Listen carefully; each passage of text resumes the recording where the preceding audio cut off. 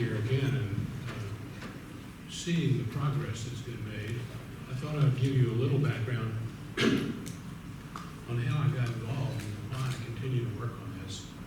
I think it was Michelle Savage is here from XBRL. I'm going to get her to help me with my memory a little bit. I think it's about 16, 17 years ago we got started when Chris Cox from California, who'd been a congressman from California, called over to me at NASDAQ and said, I understand you're working on an experiment with this structured language called extensible business reporting language. And being a regulated kind of guy, I said, yes, sir, we are. Why don't you come over to the SEC and explain it to me? And so Chris, being much more technically oriented than the previous SEC chairs, was interested in making the PDF structure of the EDGAR database go away and have the EDGAR database be machine readable. Being a complete volunteer for this with my arm sort of behind my back as a regulated subordinate of his, I said, well, sir, how much work is involved in this pro bono project that you want me to undertake? And he said, well, the staff thinks that we can describe US GAAP in about 5,000 carefully defined terms. Michelle and I were talking this morning, we're about 13,000 carefully defined terms now. And the implication of that is that the SEC had no concept of how complicated the accounting rules had become and the accounting granularity had become. What was supposed to take a couple of years, I guess took us 11 or 12 years by the time we got the footnotes involved in EDGAR. Along the way, at an XBRL conference, I met Dixon. And I saw this as an opportunity to continue what XBRL US was doing, which is to find other places where structured languages were useful. And the irony of the solar industry to me was, I always think of standardization in two ways. One is railroads, and the other is that electric plug. And why is it that the electrical industry isn't standardizing all the other things they're doing? And I realized that we got a lot of human beings involved and a lot of incentive structure to concern ourselves with on getting anything new accepted. A little bit of background. When Mark Warner, who at one point was governor of Virginia, is now the United States Senator,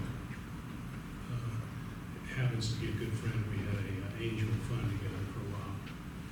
Got interested and aware of what the SEC was doing. He immediately got it and worked with Darrell Issa, who's a congressman from Southern California, who's chairing the Government Operations Committee. And they passed a law called the Data Act, which is gradually forcing the federal government to use more and more structured languages and making data accessible, democratizing access to data, if you will. That has created the momentum, and what I've been searching for, and what we're all searching for, is the tipping point in which it becomes the accepted thing to do, rather than the extraordinary thing to do, to go ahead and get this next layer of standardization. In many ways, I like to think of the OSI standard stack hardware up to, through the operating system, the transport layer, and GUI interfaces, database content. There was never a security layer put in there by design originally, which I think was a great mistake. And there was never a language standardization layer. But what we're really looking at with XBRL and other approaches to structured language is adding that next layer of standardization that brings these enormous productivities that the electric plug and the railroad brought through their own standardizations. So let me switch just a little bit from that background to what I've been doing with the United Nations and the financing of some of these sorts of efforts. Energy is a big piece of it. When Stephanie, I guess Stephanie left, but when Stephanie Rico was talking earlier about the surge of enthusiasm that occurred in the early 2000s, 2003, 2004, and looking at it as kind of a natural welling phenomenon, coming up, emergent energy, if you would, I would remind her that the United Nations had a first stab at clean air, clean water, cleaner energy, etc., in the Millennial Development Goals, which were announced in 2000 and were supposed to be completed by 2015. There was some good progress, but there wasn't anything near the global impact that the sponsors of the Millennial Development Goals asked for or expected. So in 2014, Michael Moeller, who is Chief Operating Officer of the United Nations, convened a group of 30 people from around the world, a year ahead of the expiration of the Millennial Goals deadlines, and said, how in the world did we mess this up so badly? How could we get so little done? And they really did a forensic view of the process, and they determined that the tasking of the Millennial Development Goals had been all wrong, that it had assumed that federal governments would take care of the problem once they had all agreed to it. Well, that turned out to be completely wrong. And part of the restructuring, reinitiation of the reinitiation of the Millennial Development Goals effort was to rethink where you engage the public. Andres and I were talking earlier about how do you engage a person in a discussion when you want to change their mind, when you want to convince them of something. And the insight that Michael Moeller's group had was that they needed, instead of going for national governments, they needed to go for private partnerships with city governments. That cities are where life actually takes place. That potholes are real to the citizen of the city. They're just abstract to the policy wonk at the federal level. And so this Sustainable Development Goals, which there are 17, all are oriented to tasking the people who actually do the work. Now that brings me to financing. I got a call from the UN that said, we would like you to create a NASDAQ 100-like index of companies around the world that are in fact implementing one or more of the SDGs, the Sustainable Development Goals. And having set up the index engine with a good friend who worked for me at NASDAQ, I said, why don't you just go to NASDAQ? They've got an index creation application. They'll give you an index this afternoon. By the way, just for your information, NASDAQ has created and has in the market about 1,100 indices around the world. The US biotech, Norwegian biotech, German biotech, adds up pretty quickly. But Michael's team came back and said to me, kind of rolling shots, came back and said to me, we've already been to NASDAQ and they want to subordinate our brand to their brand. We're coming to you, get on the cheap a way of getting around subordinating our brand to their brand. And I said, well, it's a lot harder than you think, but I'll be glad to try to help you. So I've been working on trying to figure out how to get a really representative index of public companies trading around the world with 2 additional constraints laid on by the United Nations.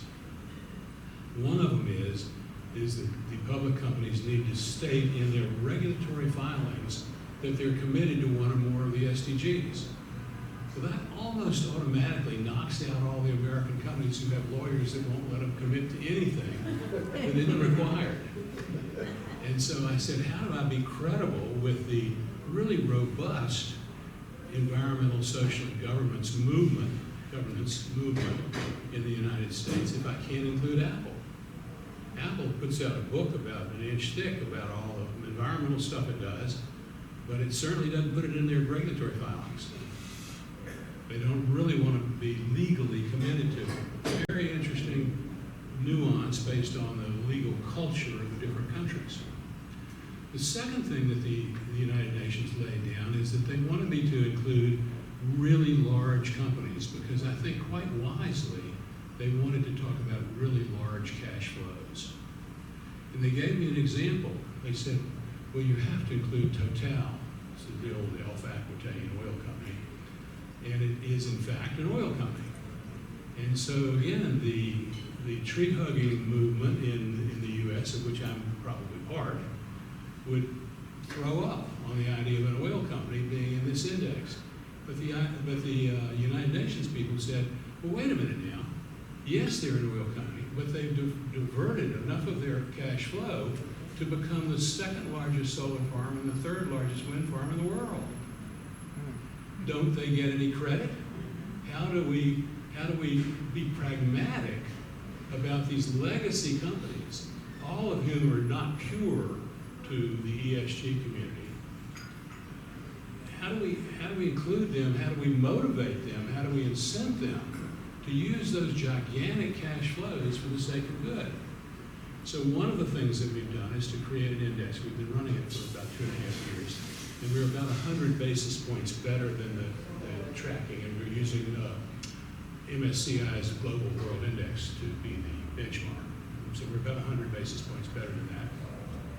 I actually don't know whether that's good luck or brilliance on our portfolio manager's part, but it's working so far. So, there are a lot of statistics involved in this, and I don't want to fool you to think that we're being brilliant in what we're doing. We're just kind of eliminating the ones that we can't possibly make work. But the point I'm making is that becomes the basis of a lot of investing around these pockets. Now, what's happening in parallel is also important and interesting. What's happening in parallel is the fact that the United Nations wants investment in SDG-related companies has become a very good marketing theme for UBS and some of the other really large pools of capital to say to their clientele, be they either institutional or wealthy families, or even retail, yes, we have a product that will allow you to invest in environmentally sound, socially sound, governance sound, SDG committed portfolios. So that is really good. But I have to confess to you that's happening anyway. It's not happening because of anything I'm doing. It's because of this bubbling interest in how in the world are we going to fix these big pools of plastic that are circulating in the Pacific or the Atlantic, which were the typical way that when speeches were introduced at a conference I went to in Helsinki about a month ago. There were probably 15, 20 speeches in the 2 days we were there, and 3 or 4 of them introduced themselves with these huge pictures of this floating plastic junk. It just made everybody say, we've got to do something about this. So I mention all this to you to give you a little flavor of what's happening, because a lot's happening. And it's feeling very good to me. It's feeling like we might actually pull this off this time. We didn't pull it off with the Millennial Development Goals. This restart has got a lot of energy. The Europeans, by the way, are miles ahead of us. They're in Helsinki, for example, there were 5 recycling cans in front of every household. They're doing a much more granular level of initial sorting than we are, which gives them a much better economic stream for recycling downstream. I also ran into it took us to see, a very interesting technical experiment in which a wealthy entrepreneur had drilled 2 holes into the earth, and I'm going to get the feet wrong, but I want you to get sort of the area magnitude of it. I think one of them was 3 miles deep, and the other was like 2.5 miles deep. And they're going to make a geothermal where they think they can heat the entire city of Espoo, which is the city across the water from Helsinki. And that would be 2 holes that are not that expensive to drill, heating the entire city 600 miles south of the Arctic Circle. And that's stunning change in technology if it works. And I don't know from an engineering point of view whether it will, but there's an individual who's put his money where his mouth is to try to get that done. Now, just a little bit more on the financial side. There's all this bubbling interest in the part of very large money managers to glom on to the SDG movement, to have that as part of their marketing. And they all want to use the UN logo if they can. There's some rules on that, and some holes in the rules, I would say, where various people do find ways to affiliate with the UN and use the UN logos in ways the UN really doesn't like, but haven't figured out how to do much about yet. because the UN is basically about 53 separate organizations. They're very complex to deal with. That being said, you now have engagement at all levels of finance. You have equity funds that have been started, you have debt funds that have been started, you've got project financing funds that have been started. We have this index that I was telling you about earlier. All the pieces that are occurring and that occur competitively are glomming on to this idea of, yeah, we want to be seen as good citizens, we want to be seen as offering our clients investment opportunities, and those clients may come at the world from an equity point of view, a debt point of view, a project financing point of view, insurance point of view, etc. So there's a lot going on, and it's feeling very, very good to me that we may just reach this tipping point where the flywheel starts turning and we have a really sustainable, broad ecosystem. You know, Michelle Savage is here. Stand up just a second, Michelle, because I want you all to understand what a stalwart this woman is in getting to the standardization we've been talking about. She's working on 2 projects now, in addition to the normal, thank you, for the normal XBRL for the SEC. But one of them is really related to taxonomies for the construction industry, which you've been talking about. And the other is a state and local government financial reporting for comprehensive annual financial reports, CAFR reports. And once that gets done, it'll be much easier to go from municipality to municipality to talk about using it. Let me stop there and say, are there any questions? I'd go in any direction you would like. I put you to sleep. Have you spoken at the mayor's conference, annual mayor's conference? I have with not. With your theme of cities is where the rubber meets the road and the transformation could happen? Well, that's a great question, Andre. Thank you for asking. I have been to Heidelberg, where the mayor of Heidelberg, Martin, I forgot his last name, pulled together a bunch of other mayors. And this conference I mentioned in Helsinki was all about cities. There are 2 efforts going on, one through UNGSI that I have a contract with, the Sustainable Development Index Institute. It's all about this index we developed. And another is, I've forgotten the exact name of it, but it's a cities-oriented measurement system. A woman named Carrie Eik, E-I-K, she's Norwegian, lives in Austria. And she has a service for cities where for a fixed amount, I think it's about 10,000 euros, they send a couple consultants in and ask you to help you as a city fill out a checklist. It's sort of a baseline. Where are we now on implementation of the 17 SDGs? And I think last time I talked to her, she had about 60 cities signed up for that and about 120 in the queue. Now, the UNGSI Cities project is a little different. It's bigger. It's about, I think it's about 100,000 euros to be part of. And it involves 6 or 7 specific programs that are highly measurable. One thing I want to mention about measurability, as we looked at centers in all these beautiful, sunny, low-lying places, in 2050, their properties are just underwater. So the point I'm making is we've tried to look at the certification issue, saying, well, who knows about that? Because we certainly don't. You know, we're pretty darn good investors, but we're not very good at understanding these individual issues. And we try to say, who's measuring that? Of course, you go in and talk to a manager, and the last thing you want is somebody coming in with a certification process, because it's another set of hoops for them to be criticized on. So there's this tug between accepting certification and seeing it as a positive in your marketing and looking at it as just another legal liability.